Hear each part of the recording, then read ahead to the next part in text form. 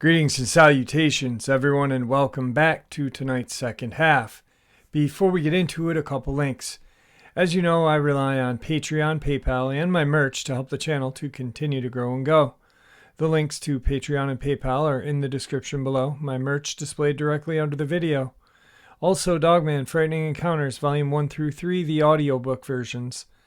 They were written and researched by Tom Lyons, narrated and produced by me, Jeffrey Nadolny. Those audiobooks are available on Audible, Amazon, and iTunes, the links to which are also in the description as well. Finally, last but definitely not least, if you'd really like to help support the channel to continue to grow and go, simply subscribe, click the like button, and please leave a comment. It really does help, and guys, it definitely matters. Now, everyone, I have taken far too much of your time.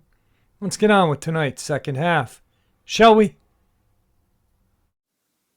Alright, everybody, today I have a subscriber. He has shared his encounter with us. I believe it was him and his uncle's encounter. And Kobe, how are you today?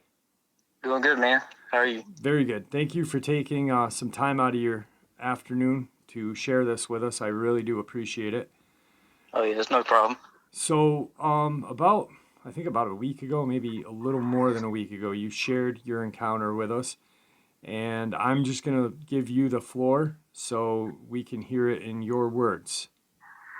Okay, you want me to just start from the beginning? Yep, start wherever you want, my friend. Okay, like I said, it was just any other day. It was in the winter. Uncle just calls me up, wants me to go camping, you know. We chop the wood and everything like that. And he before we went actually squirrel hunting that night, he gave me a walkie-talkie, and he kept one too. I failed to mention this in the thing.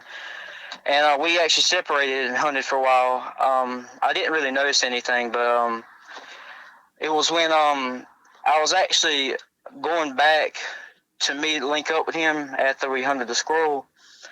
I don't know if this has anything to do with it or not, but while I was going back, I was just kind of whistling to myself, and I swear, every so often, something would actually like whistle back at me, like almost like human-like, but I'm not 100% sure if that has anything to do with it or not. But this happened all the way until I meet up with him, and that's when on the way back to the camp, we run into the coyote carcasses and everything like that, and Can you describe the coyote carcasses for us?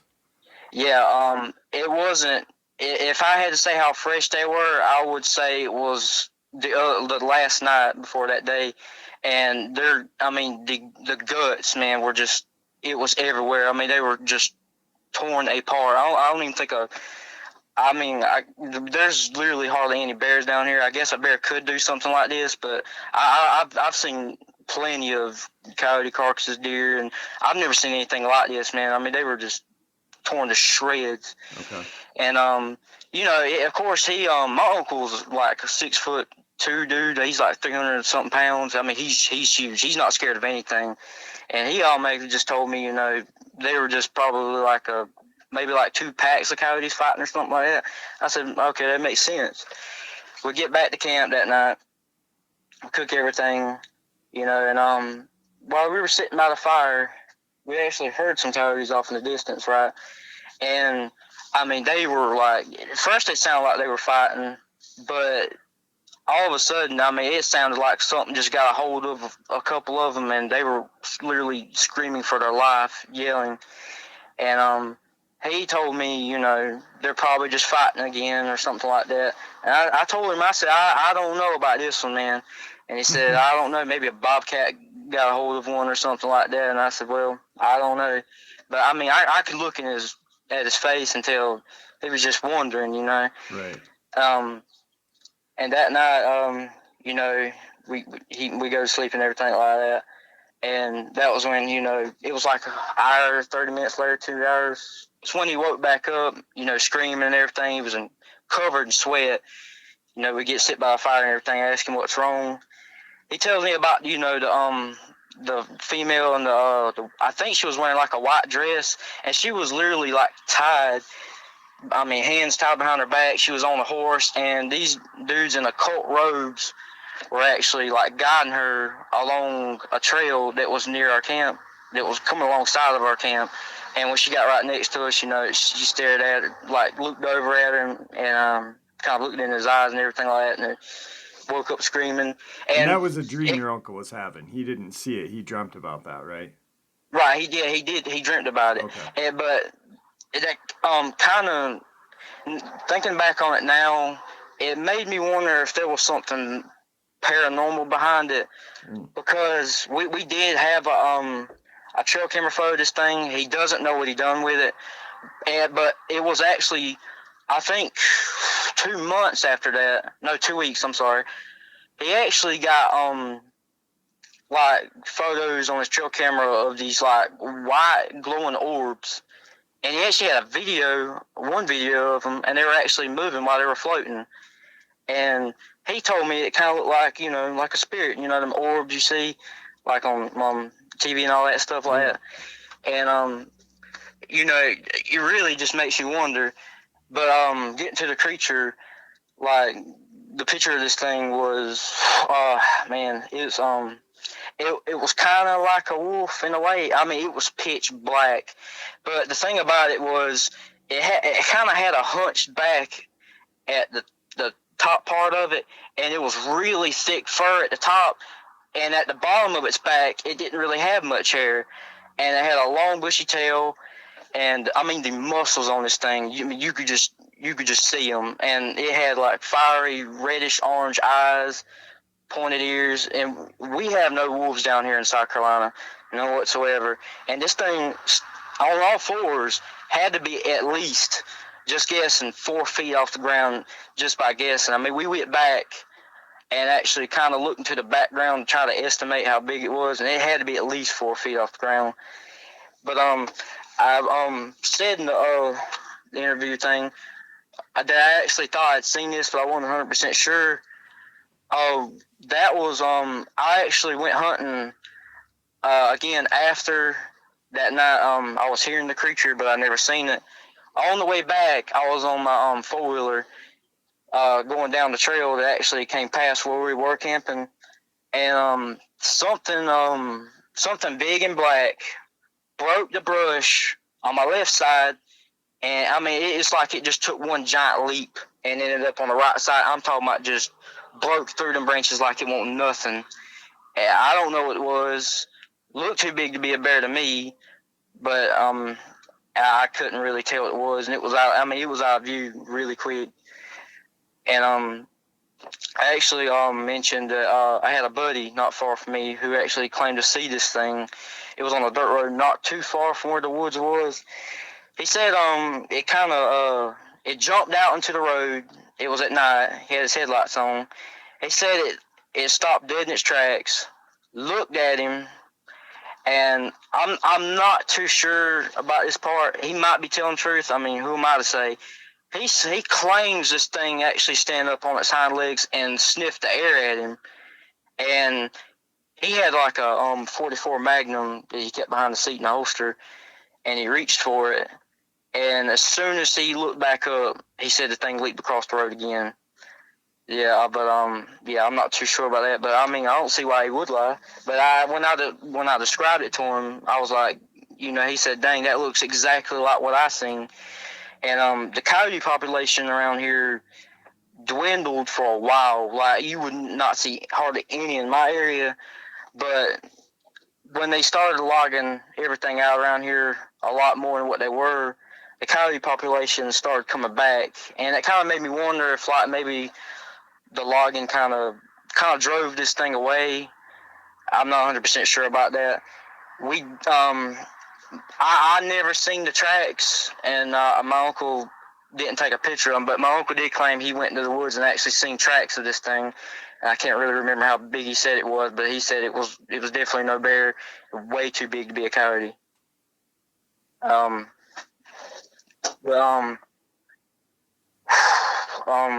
me try to think. when I went hunting that night, when I heard this creature, my uncle was not with me that night. He was, but he was like hunting way on the other side of the woods. This creature, Can you explain the sounds that you were hearing? it's hard, man. Like I can't hardly describe it. Like it made like a scream, it almost sounded like a woman scream mixed with something in a way. I cannot describe it at all. But It was after that it started making like something almost like a monkey would make almost. Yeah. It was, I mean, literally, I when I heard that, I stood up in the stand, and I swear, I mean, my legs were shaking, man. I was almost too scared to come out of the stand. I thought, I mean, I could actually hear something running through the woods, and I was going to get down, but I figured, well, if this thing actually might try to ambush me once I get down to the bottom, and it wasn't long after that, my uncle actually pulled up with a four-wheeler and everything like that, and he was coming to pick me up and everything like that, and he cut it off because he could tell something was wrong with me. And I said, man, I don't know, man. I think I might have actually heard this thing. And he says, are you serious? I said, yeah. And he said, I thought it was you or something making them noises. And I said, no. He said, I've never heard anything like that in my life. And I said, I ain't either. And just like when that was when we went back when we got home that night. Well, I can't really. No, I don't even know where to go from here, man. All right, that's all right. I appreciate that part. Now when me and you were talking, you had mentioned something about hunting. And you talked to some Native American hunters that you've hunted with. You want to share that with us? Yeah. I've hunted in several states here. And I actually, it was one time when I went to Tennessee, I met some Native Americans, and at the time, this was after, everything went on, and after that is when I really got interested in this whole, like, cryptid thing or whatnot, yeah. And I actually asked them if they had any stories or anything like that, and they were telling me about, Sasquatch and all that stuff like that, and he told me that they actually, years before even the settlers got to America, that they lived alongside these creatures and like in peace, you could say. Didn't bother each other at all. But as once the settlers got over here and like civilization kind of built up, there's been a lot of interactions with humans and Bigfoot, and they won't, it always ends up in gunfire most of the time. And I guess he's kind of explaining how they kind of got upset with humans, and now they kind of try to map out paths to take through the woods and everything like that to avoid humans. Yeah. And I was like, that makes sense, because that might be why hardly anybody sees these things anymore. And I definitely believe in them, but I mean, that's I believe them. Yeah. Anyway, no, obviously. Well, my friend, I appreciate you sharing your encounter with us. Don't hang up. I'm going to end the upload right now. Is there anything that you'd like to say to the subscribers to end this video with? Yeah. Well, I never really said what I thought this thing was. If I had to say what it would probably either have to be it almost looked like a mutant wolf, but I'm still kind of skeptical in the supernatural. But I've talked to people, and two people have told me two separate things. One dude told me it could be a hellhound. I said, okay, I mean, I guess it's a possibility. And another guy told me, well, that sounds almost just like a skinwalker. And I said, yeah, I've heard of skinwalkers, but I've never heard of them being towards, down in South Carolina or anything like that. I think that's more out like west, you know what I'm saying? Yeah. But I can't really say what it is. Right. But do you mind if I share the drawing that you drew of it? Oh, yeah, that's fine. Yeah, I'm definitely no artist, but, I mean, that's the best way I could, draw what this thing looked like. I appreciate that, too. I really do. Yeah. That way some, people can get kind of a clue of what you saw that day. So, but Kobe, I really appreciate you taking some time out of your day. I know it's probably kind of nervous jumping on here and sharing your Yeah, I story. mean, So I was at work, it's been a long day. I really didn't plan for this. right.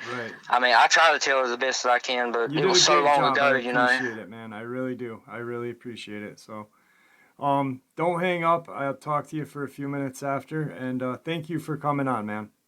Oh, yeah, you're welcome. All right, guys. So during Kobe's interview, he had just gotten out of work and he was nervous as all could be. We talked for about 20 minutes after, and he wanted to fill some things in. He didn't really want to redo the interview because, well, as you can hear, he was nervous. It's a nerve-wracking thing discussing discussing your experiences. Also, it's a nerve-wracking thing knowing that you're going to be listened to by other people and possibly judged. Unfortunately, there are those people that judge. So there's a couple of things that he wanted me to include in this. About a month later, him and his uncle went out into that same portion of woods, and they hiked pretty deep out there. There's some old access roads and fire roads out there, but they went about, I don't know, we'll say an hour out deep. And they came up to an abandoned home. There was an old abandoned car out there. The furniture was still there. It was like they had left. There was an old cemetery out there that was by this house. Shortly after, he then was, as he shared, on his four-wheeler, and the thing that ran in front of him smelled strong of sulfur. Okay. Now, Kobe is his theory on these things are, or what he saw, is that they are demonic. He really feels there is a paranormal essence to these creatures, which I do too. But then I feel like they are flesh and blood as well. So it's kind of it's a really hard line, and that's why I do keep an open mind. And so anyway, needless to say, they got a really bad, eerie feeling out there. He and his uncle really feel like there was some sort of satanic ritual. Possibly the bad vibes, or whatever else had happened out there, brought this creature into these woods where he hunts. So he's on the fence, and I appreciate that. Really great guy, great kid. He's a kid, younger than I am. But I can't imagine what it must have been like to, hike out after having that experience with your uncle and then come to this weird looking house, cemetery. But then I got to thinking, cemetery, out in the woods. What loves sleeping near and in cemeteries? Dogman. So I really think that, yeah, quite possibly there is a paranormal essence out there. And yeah, quite possibly the Dogman got attracted to it, or it was a hellhound and it was just summoned to this area. So then he was out on his great uncle's property, and he was out riding his four-wheeler. And the sky is this weird orange color, just this one portion. And he sees these three huge balls, and they're in the form of a triangle. As he looked up, he could tell that it was solid because he couldn't see the stars. You could see the stars around this thing, but not through it. So whatever these three balls, they were connected to something in the middle. Could that be possibly does that have some sort of tie-in? Who knows? it's strange, and I was talking to him and I said, I really feel like they are all tied in together somehow. Somehow there's missing links to these things. And not just one, because just look at Skinwalker Ranch or other places that have these same creepy factors, we'll just say. You've got cryptids, you've got paranormal, you've got apparitions, you've got UFOs, you've got portals. Could they possibly be from some sort of satanic ritual? Could these places like Skinwalker Ranch, like the southern, or what they call southern Skinwalker Ranch, or these places across the seas, maybe these are where the angels fell, and that's why they're so unsacred, and so this crazy bullshit happens there. Who knows? It's a possibility. So anyway, I just wanted to share the little bit of stuff me and Kobe had talked about after. And yeah, great kid. So. Well, that was tonight's second half. I once again hope you all enjoyed it as much as I enjoyed sharing it with you. I'd like to thank you all for your support. It truly means the world to me. And with that, may the Great Spirit watch over us all, and may He guide us down that path that we call life. Stay safe, everyone.